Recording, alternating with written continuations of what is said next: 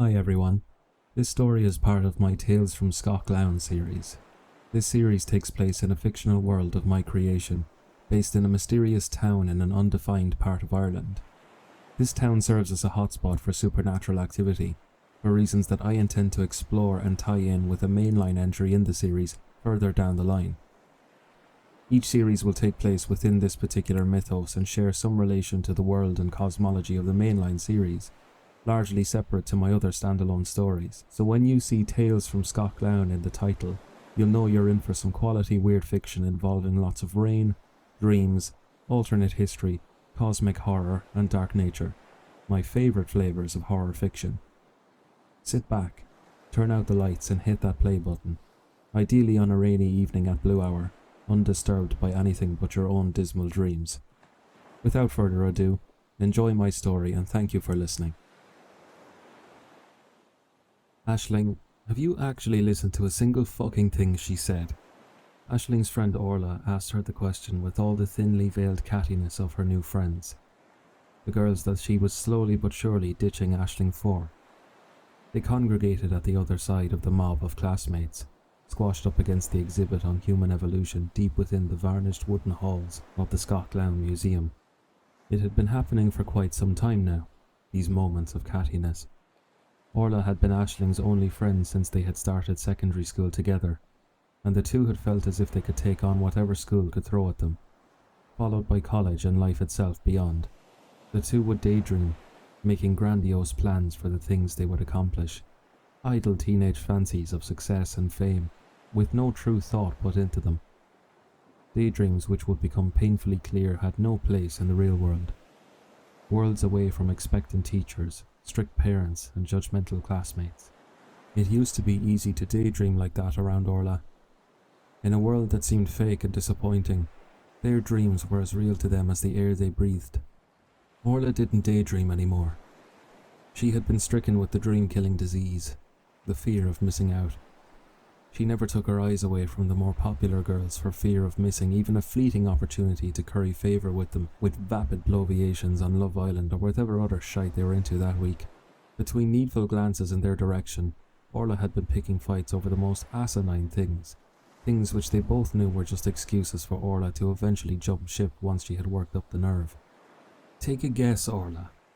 Unable to stomach Orla's anxious glances, she turned her gaze towards the museum exhibits before them.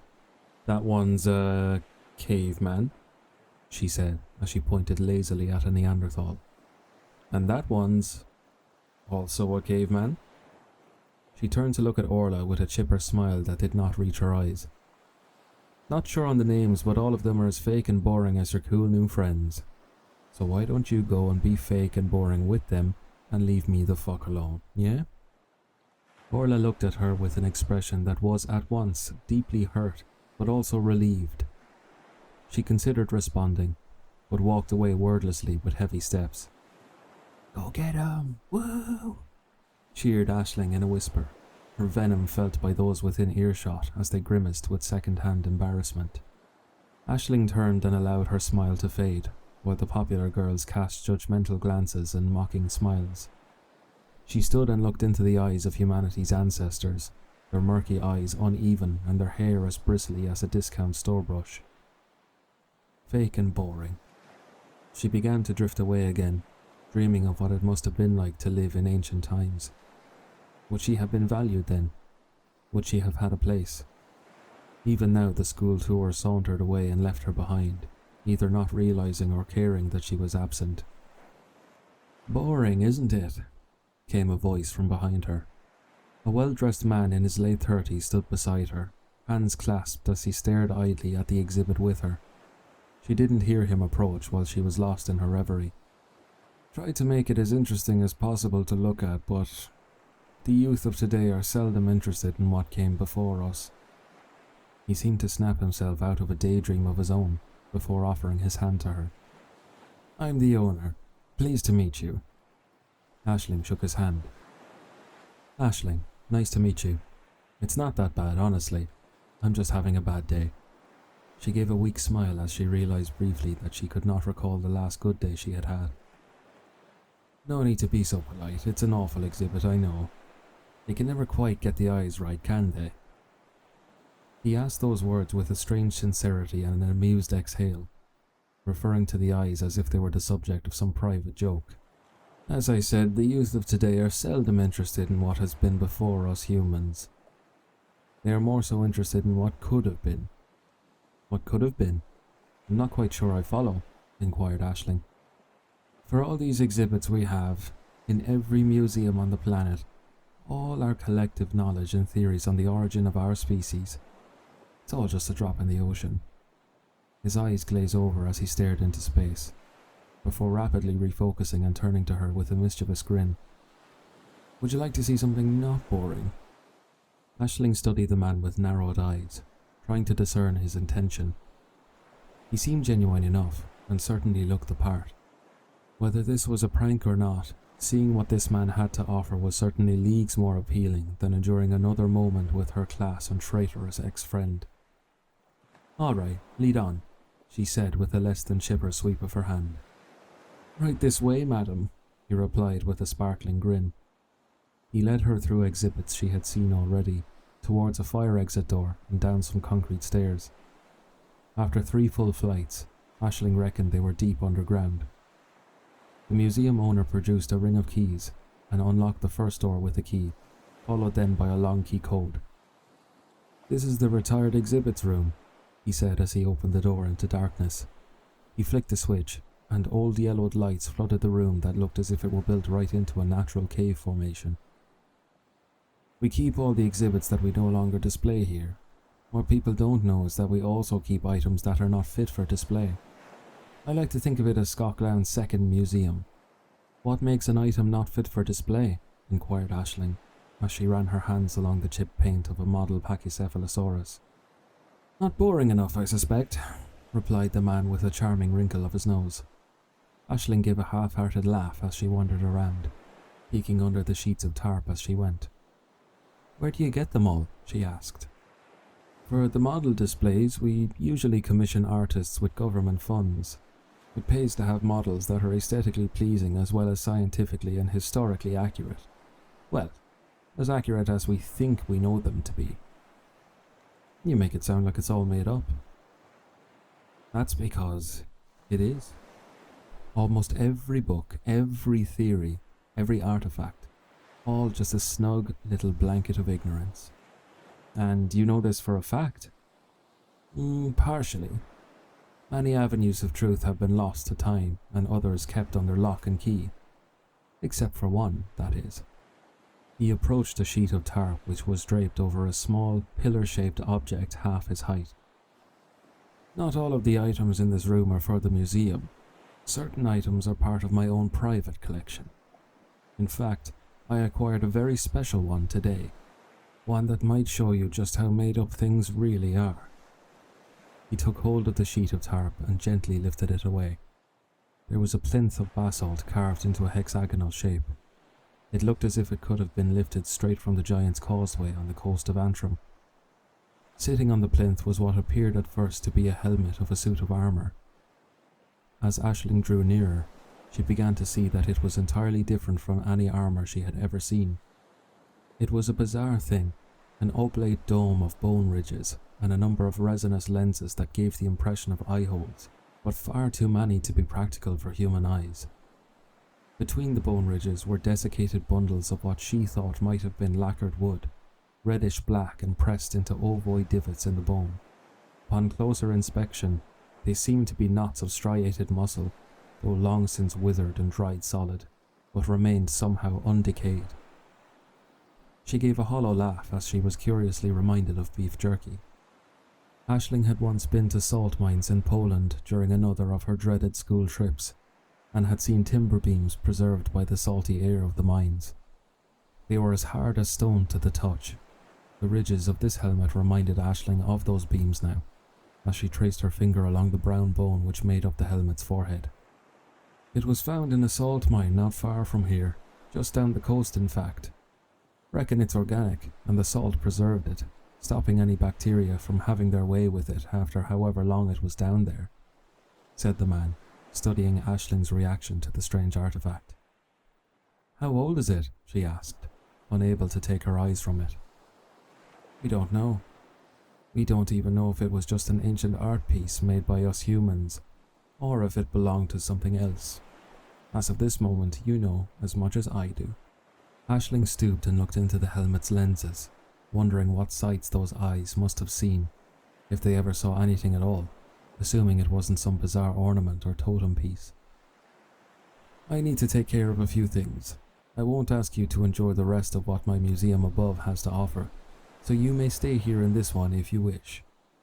Judging by where your class left off, I'd imagine there is around half an hour left, so I'll return by then. Enjoy, he said with a polite bow, and left at a brisk pace. Once she was sure he had left, Aisling lifted the helmet from its plinth, holding it up in the light to study it closely. Motes of dust danced in the light and settled into the finest pores in the bone ridges, and the lenses possessed a curious iridescent quality as the light caught them at certain angles. They reminded Aisling of a pair of night vision binoculars her uncle showed her once, the eyes glinting red under certain lighting, like the eyeshine of a cat. She turned it around and, with only a second of hesitation, decided to place the helmet over her own head. It did not sit comfortably. Its width was nearly twice her own, and it wobbled awkwardly as it rested on her scalp. Definitely not designed for humans. So what was it for? As she began to muse on what the helmet's purpose may have been, she suddenly felt a series of sharp pricks all across her scalp and neck. She gave a yelp of shock and immediately attempted to cast the helmet aside. To her horror, she discovered that the helmet was now anchored to her head via the same needles she felt pierce her. The ones in her neck undulated like a wasp sting, and she screamed in disgust as she tried in vain to pull the helmet free, which even now was closing around her neck like some predatory plant. Frenzied thoughts of betrayal ran through her mind, that the museum owner was some human trafficker or abductor that was using some weird new device to inject her with poison. A more wishful thought ran through her mind that this was all some cruel, elaborate prank, and that she would be left with nothing but prick marks afterwards. But the needles were in her neck. They were in her fucking brain. She did not feel pain or faintness beyond what had already befallen her, but as she clawed at the helmet, she could feel it grow warmer, softer and suppler. With that, her frenzy was renewed as she realized the needles in her neck were not injecting her. They were drinking from her. Curious visions began to dance across her own, sights and colours which did not match what little she could see through the alien lenses of the exhibit room around her. A part of her began to wonder if she were suffering delusions, if she had finally gone insane due to this ordeal on top of her already frail mental state following the loss of her only friend after years of judgment and ennui. Any thoughts on the state of her mind were washed away by the visions that followed, for it was no longer her mind alone. Another's mind pressed against hers, crushing it against the inside of the helmet with the vastness of its alien intellect, a sentience that fought for room inside the synapses of her already overworked brain. Her vision filled with bizarre sights like spilled paint on a canvas. It bled across her consciousness until she was merely an observer in another's body. She was no longer in the museum. She was no longer in Scáth Gleann. She wasn't even on Earth anymore.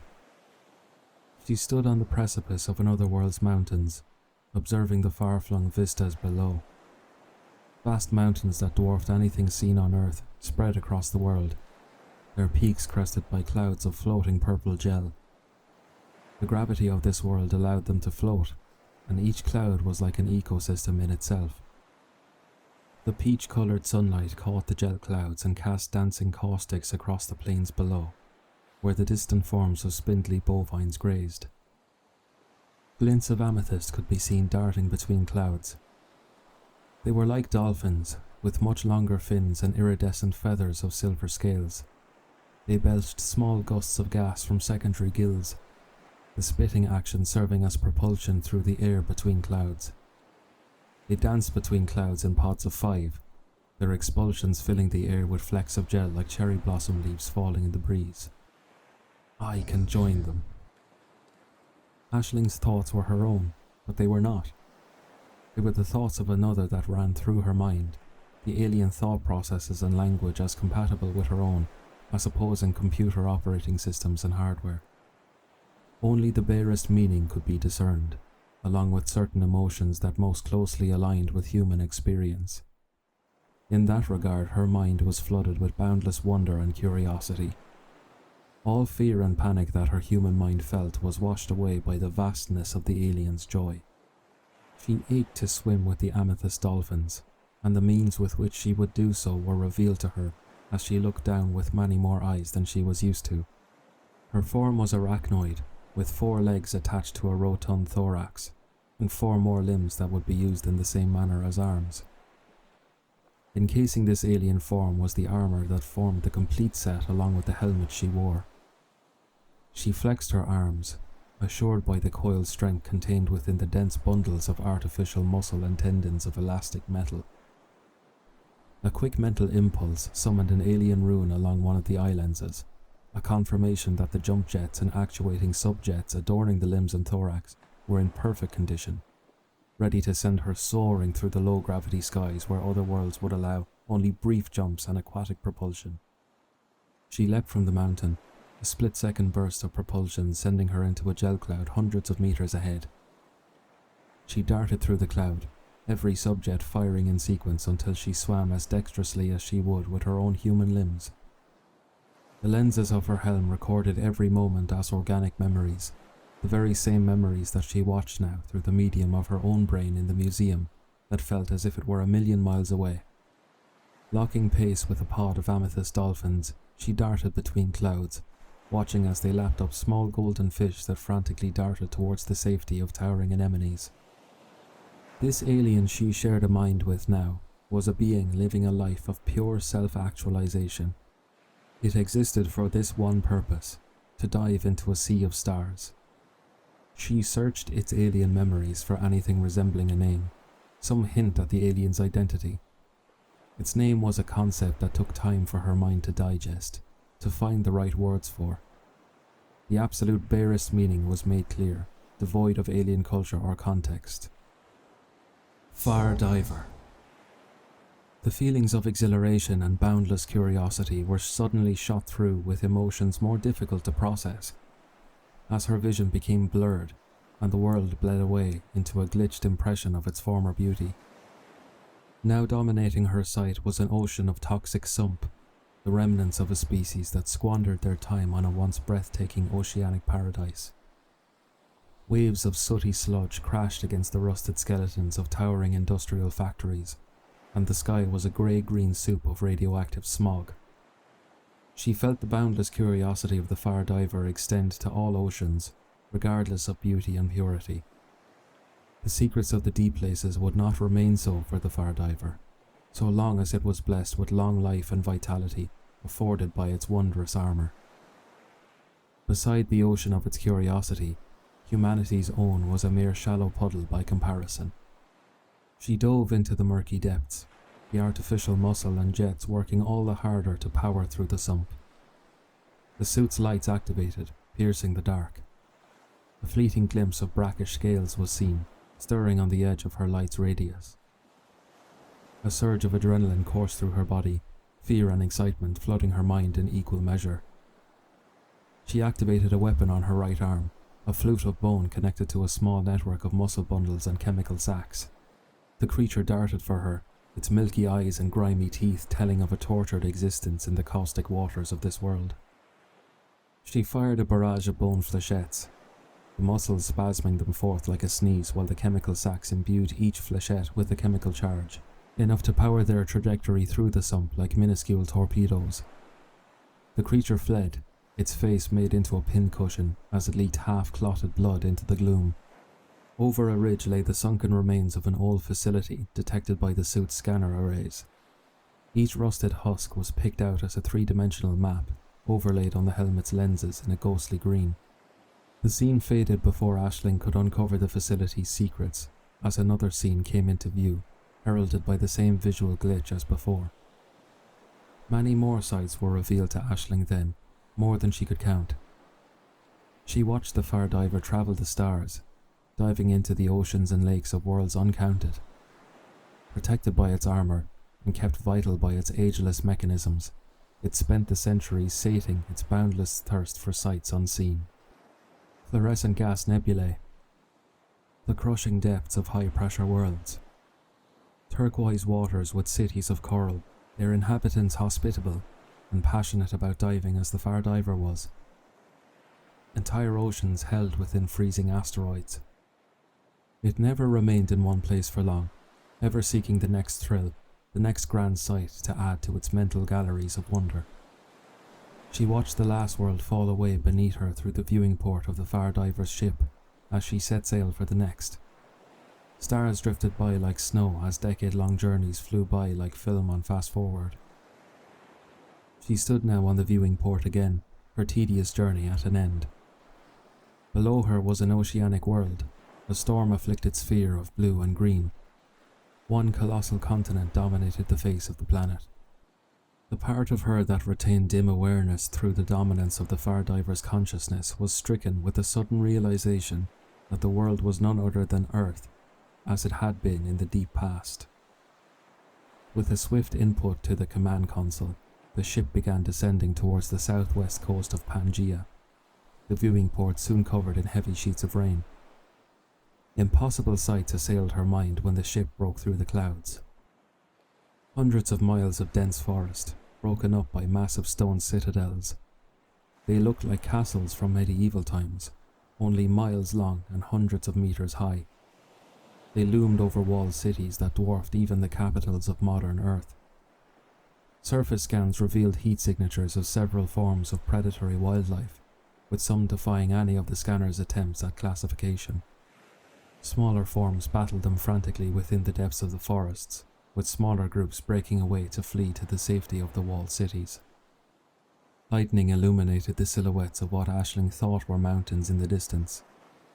Another flash of sheet lightning, longer this time, revealed the outline of many branches reaching into the clouds. They were trees, mountain-sized and indomitable against the endless storms.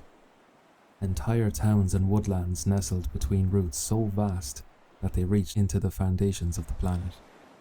The mind of the far diver was taken aback at the sheer size, impossible even among all the worlds it had been to. Aisling's mind reeled at the sight of the apparently human architecture of the giant castles. Surely there were no humans back then.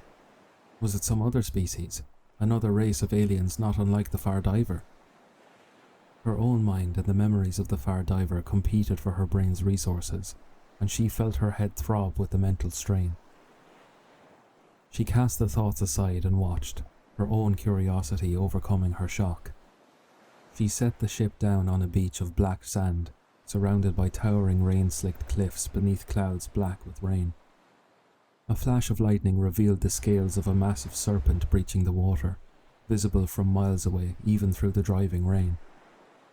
A deep sense of trepidation filled the mind of the far diver, as it wondered for the first time in its existence if the exploration of this world would be worth the risk. Aisling felt that something was profoundly wrong with the world, even beyond the revelation that its history was not what Aisling knew it to be. Steeling her will, she waded into the crashing waves, the stabilizers in the far diver's legs bracing against the crashing foam. Down she dove, into the ocean of a world all too familiar and yet completely unrecognizable.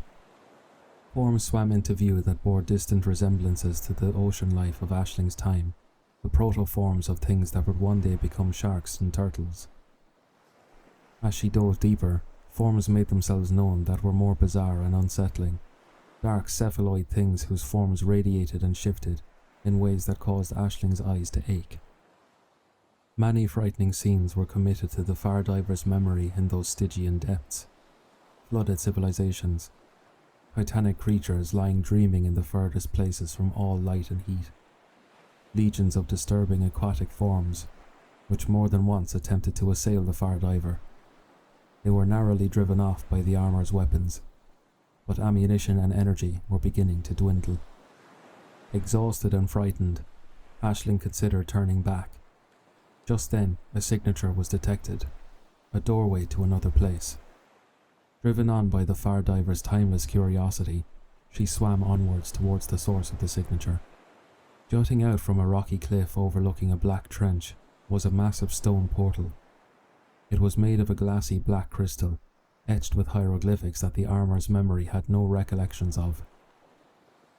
Unable to restrain herself, she swam through against her better judgment.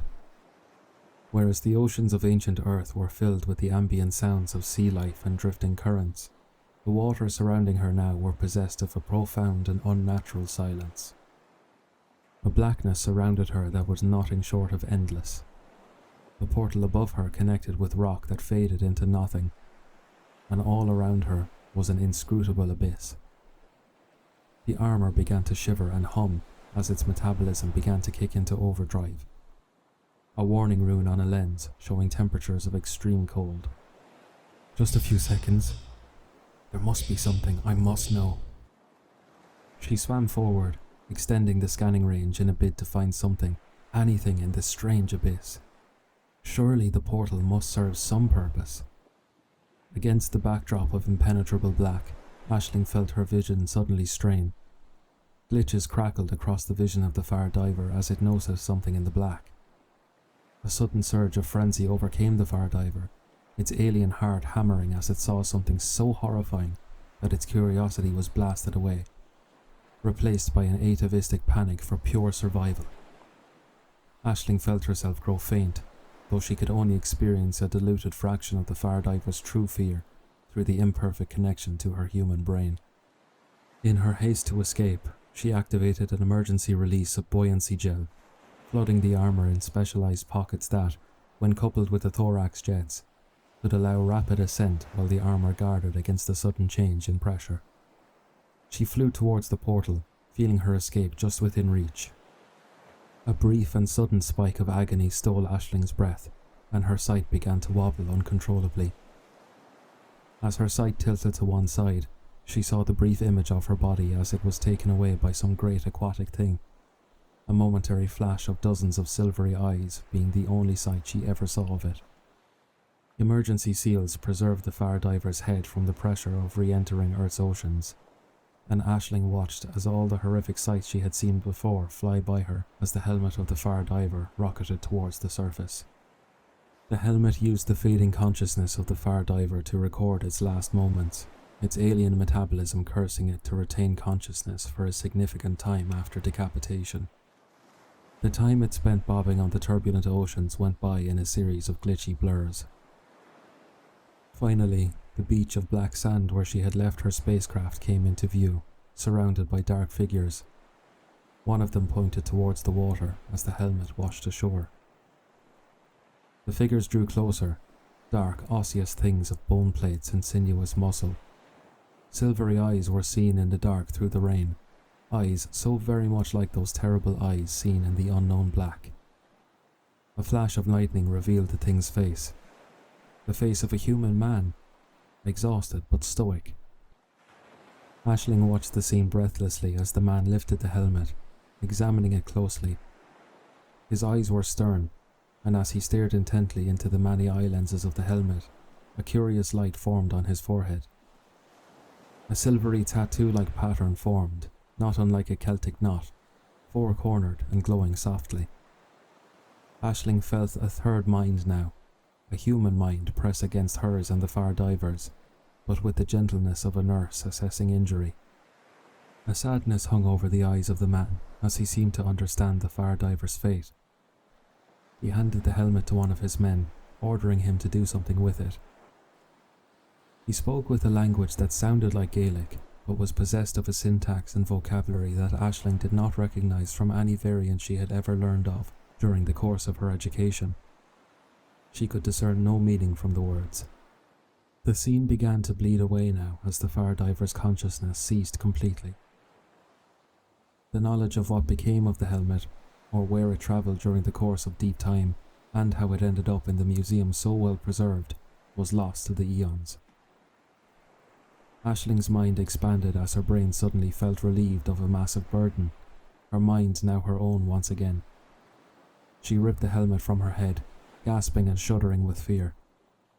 Her nose was drenched in blood, and her head felt as if she had been bludgeoned. No longer caring about attendance of her school trip, she ran out of the room, up the stairs and straight out of the building, clutching her nose as she went. As she cast fleeting glances at the exhibits she passed on her way, a thought kept repeating itself with frantic insistence. Fake, fake, fake, fake. 3 days later, Aisling sat by a jetty, looking out to sea. It was a clear night, serene and cool, illuminated in silver by the light of a full moon. Aisling had been thinking deeply on the things she had seen through the eyes of the far diver. It had taken her days to process it all, to try and find some semblance of sense in those alien vistas, both wondrous and terrifying in equal measure. She had no way of knowing how much of it was real beyond what she felt was real, that was to say, all of what she had seen. The powers that be saw fit to cover up Earth's true history with lies about our evolution, lies about life on Earth and beyond, lies about everything, the very foundation of all that is known. As to why was completely unknown to her. She had no idea on where to even begin her search. Aisling had always felt that she was born in the wrong time, the wrong place, that she was not long for this world. A part of her mind was irreversibly changed by her experience with the helm of the far diver. She was stricken with a deep and knowing curiosity, cursed with an insatiable need to know and explore everything. But alas, she was born too late to live through the dark and wondrous struggles of humanity's true history. Born far too early to have means of exploring the stars in the way the far diver did. Landlocked on modern Earth, and with no way to sate her curiosity, she turned to the mysterious museum owner in the hopes that she could experience the visions of the far diver once again. When Aisling told the museum staff of her experience with the owner and the helmet in his private collection in the retired exhibits room, she was regarded with the same judgmental gaze and mocking tone that she had endured for her whole life. The owner is a man in his 70s, and he's been residing in his holiday home in Spain for the past year, said the receptionist, as if she were a teacher explaining something to a hated student. And we certainly don't have a retired exhibits room, nor do we have any helmet matching your description. I hate to ask, but could I just please take a look? The receptionist answered a phone call, ending the conversation. I'll just find out myself, so. Aisling entered the museum, loitering around the exhibits closest to the fire exit door, where the supposed owner had taken her. They would likely have CCTV.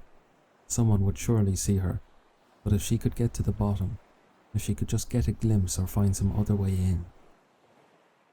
She walked briskly, trying to appear as if she were simply looking for a restroom, but she was too anxious to maintain the facade. The second she touched the door, she ran, bounding down the stairs 3 at a time. She reached the door at the retired exhibit room, locked tight. Hey, come back up here now or I'm calling the guards. The security guard would be there in seconds. The door was locked tight, and with no other avenues of access. Peering through the dusty window in the door, Aisling was met with the sight of the retired exhibit room as she knew it. This time, however, the room was drenched in the harsh light of several floodlights. They were focused on a central point, and she recognized the basalt plinth that held the helm of the far diver. Milling about the room were official-looking men, adorned in dark green suits, and wielding scientific-looking instruments and tools that she did not recognize. Before she could observe any further, she was seized roughly by the security guard and dragged up the stairs by her forearm. Who were they? Who were they? She demanded, desperate to know what other secrets she had now stumbled into. Her demands were met only with silence.